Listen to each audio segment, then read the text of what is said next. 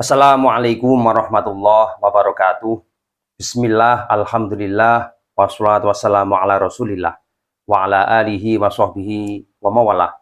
Allahumma sholli ala Muhammad wa ala ali Muhammad. Saudaraku sekalian, dimanapun kita berada, semoga kita semua selalu dalam lindungan Allah Subhanahu wa ta'ala. Rezeki kita dibuka selebar-lebarnya oleh Allah. Segala kesulitan kita dipermudah oleh Allah. Kita dijauhkan dari penyakit, musibah, dan seluruh mara bahaya. Dan kita selalu ditakdirkan menjadi orang yang beruntung dan diberikan keselamatan dimanapun dan kapanpun kita berada.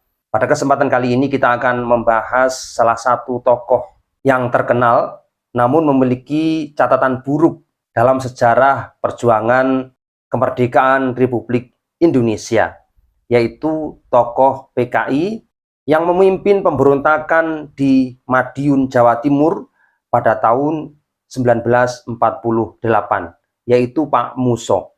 Saudaraku sekalian, mengapa tokoh-tokoh besar PKI yang dulunya agamis dan lahir dari keluarga agamawan, lalu bisa menjadi seorang komunis yang kejam, kemudian memiliki faham ateis, tidak percaya Tuhan? Salah satunya adalah Pak Muso ini. Beliau ini adalah pimpinan PKI, pernah memberontak di tahun 1920, masih di era penjajahan Belanda, dan yang kedua, mereka lakukan di tahun 1948. Pada saat kita berjuang mati-matian melawan penjajah atau agresi militer, sekaligus melawan DITII yang dipimpin oleh Kartosuwiryo, dan sekaligus melawan kelompok kiri, yaitu PKI yang dipimpin oleh Pak Muso ini.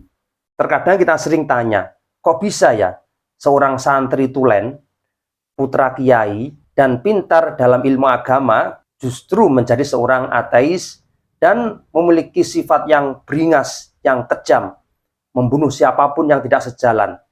Saudaraku sekalian, mari kita lacak biografi Pak Muso. Kira-kira siapa dia ini?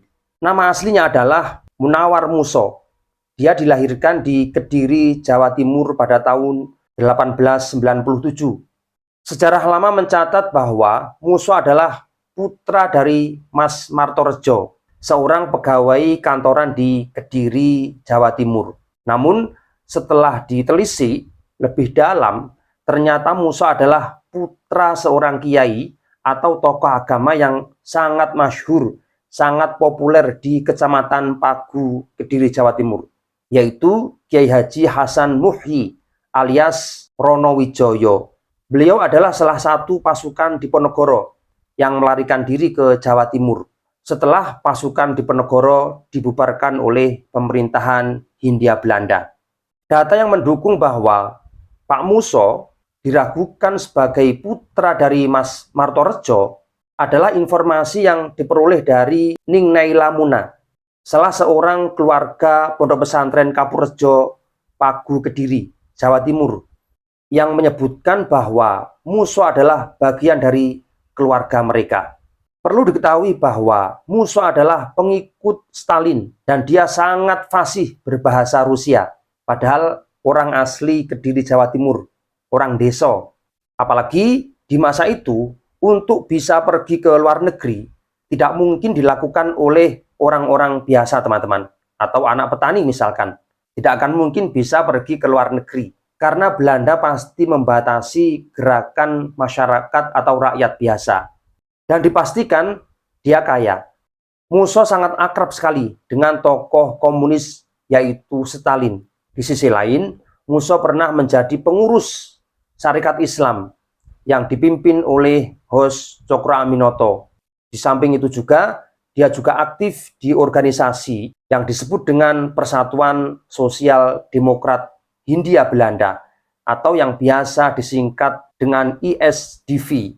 Pada saat itu, sangat mustahil bagi masyarakat biasa lalu bisa memiliki pendidikan tinggi dan aktif di berbagai organisasi penting, kecuali dari keluarga terpandang. Karena teori feodalisme itu tidak memperbolehkan masyarakat kecil untuk menjadi besar, menjadi pintar, sehingga bisa menyaingi orang-orang bangsawan. Saudaraku sekalian, Muso adalah salah satu 12 bersaudara dari Kiai Haji Hasan Muhyi. Dan dilihat dari keluarganya, dia mendapatkan pendidikan agama Islam yang sangat kuat dan matang. Bahkan konon, dia juga bisa membaca kitab kuning atau menguasai kitab kuning, yang artinya memiliki pengetahuan agama Islam yang kuat ala pesantren. Lalu mengapa Musa bisa menjadi seorang pemimpin PKI yang beringas? Padahal dia sejak muda dikenal orang yang alim, orang yang agamis. Pada saat nama Musa mulai terkenal, banyak masyarakat yang bertanya-tanya, bagaimana mungkin Musa memiliki ideologi kiri yang ekstrim, yaitu ideologi komunis dan ateis. Banyak masyarakat tidak percaya. Bahkan Kiai Haji Wahab Hasbullah, salah seorang tokoh pendiri Nahdlatul Ulama, pernah membelanya. Beliau mengatakan bahwa Musa masuk komunis hanya melibatkan diri sebagai pelopor kaum sosialis dari sudut pandang kepartaian atau dalam sudut pandang keorganisasian. Dia tidak masuk dalam ranah teologi atau keyakinan. Akhirnya Mbah Wahab mencoba untuk berdiskusi dengan Pak Musa ini dengan tema ketuhanan, dan ternyata benar. Dugaan masyarakat bahwa Musa sudah kental dengan faham ateis, yaitu tidak percaya dengan Tuhan. Artinya, secara tidak langsung Pak Musa sudah meninggalkan ajaran Islam yang beliau pelajari dan beliau amalkan sejak kecil. Dan dari situlah Mbah Wahab mulai sadar bahwa gerakan Pak Musa membahayakan bagi ideologi bangsa maupun keyakinan keberagamaan di Indonesia ini. Sebenarnya, paham komunis yang melekat pada diri Pak Musa tidak datang secara tiba-tiba, teman-teman. Ini lahir karena adanya feodalisme atau penjajahan yang dilakukan oleh pihak pemerintahan Hindia Belanda. Tentunya, bangsa Barat termasuk Belanda adalah pengikut paham kapitalisme yang mengeksploitasi, memeras masyarakat kecil secara besar-besaran. Bagaimana masyarakat kecil ini bisa dimanfaatkan tenaganya, pikirannya, bahkan kekayaannya dengan tanpa batas, lalu memberikan upah yang sekecil-kecilnya. Bagaimana dia bisa mengeruk keuntungan yang begitu besar dengan modal yang sekecil-kecilnya. Ini paham kapitalisme. Dan Pak Musa benci sekali dengan paham kapitalisme seperti ini yang dianut oleh blok barat, termasuk Belanda. Sehingga dengan sistem ini, yang kaya semakin kaya, yang miskin semakin miskin. Sejak berinteraksi dengan ISDV, Pak Musa masuk penjara. Dan itu beliau alami berkali-kali. Jadi keluar masuk penjara itu sudah merupakan hal yang biasa bagi Pak Musa. Pak Musa sering mengalami siksaan berat dari pihak Belanda pada saat berada di penjara. Dengan begitu, kebencian Pak Musa terhadap Belanda semakin membara, semakin keras, semakin besar. Pak Musa semakin mendalami paham komunis dan berhasil membangun kerjasama dengan negara-negara Soviet. Sedangkan Pak Musa sendiri akhirnya berhasil menjadi pengikut Stalin dan juga bagian dari anggota komunis internasional di Moskow.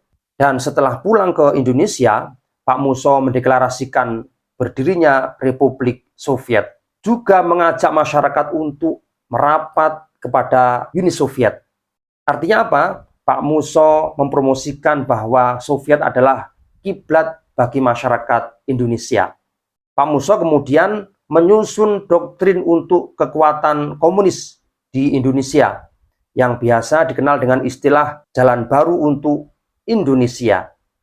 Pada bulan Agustus 1948, berdirilah FDR, yaitu Front Demokrasi Republik, yang dipimpin oleh Amir Syarifuddin. Ini juga komunis yang dulu sempat menjadi Perdana Menteri di era Bung Karno di awal-awal kemerdekaan. Setelah itu, sejak awal September 1948, Pak Musa bersama pimpinan yang lain, termasuk Pak Amir Syarifuddin, yang bagian dari elit PKI, berkeliling Jawa untuk mencari simpatisan, untuk mencari simpati dari masyarakat. Setelah mendapatkan simpati dari masyarakat, khususnya dari kalangan buruh dan petani, dengan iming-iming program kesetaraan hidup, propaganda ini berhasil.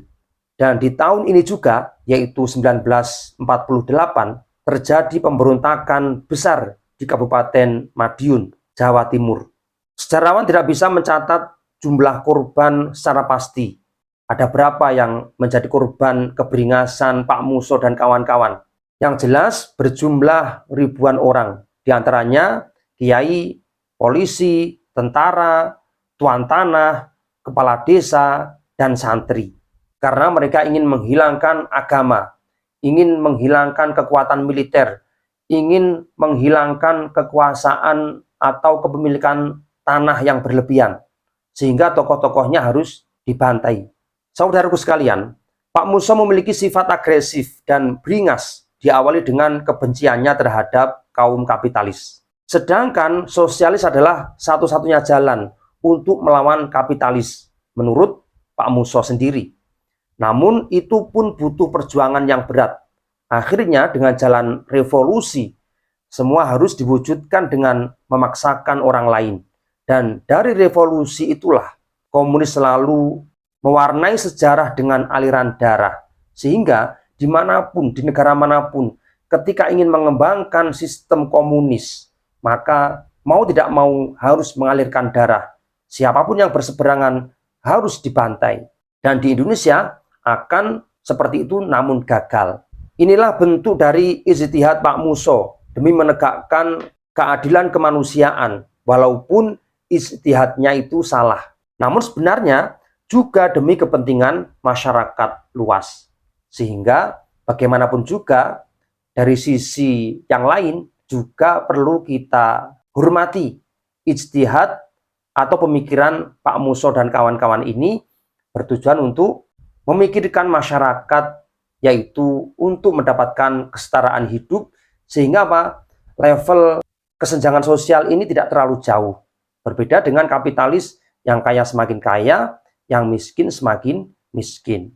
Namun dari sisi ideologi keagamaan, komunis ini selalu bertentangan karena mereka tidak percaya dengan Tuhan dan tidak percaya dengan agama apapun.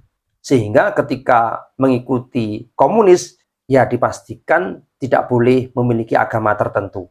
Saya pribadi tidak mendukung komunis dan juga tidak mendukung kapitalis, teman-teman. Karena Islam tidak menganut keduanya. Islam tidak menganut sistem komunis dan sistem kapitalis.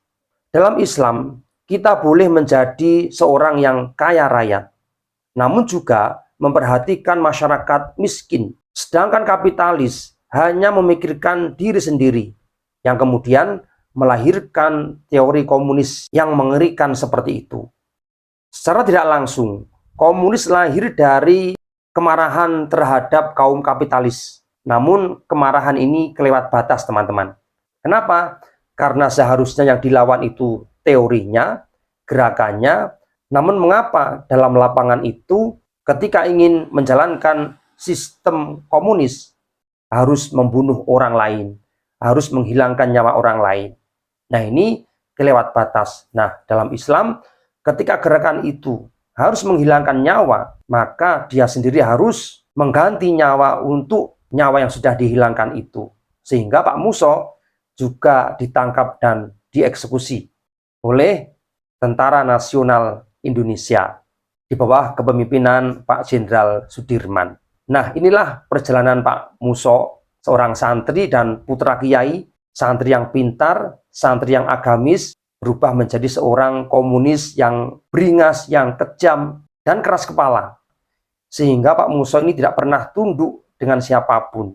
Nah, ini karena paham komunis yang melekat dalam dirinya.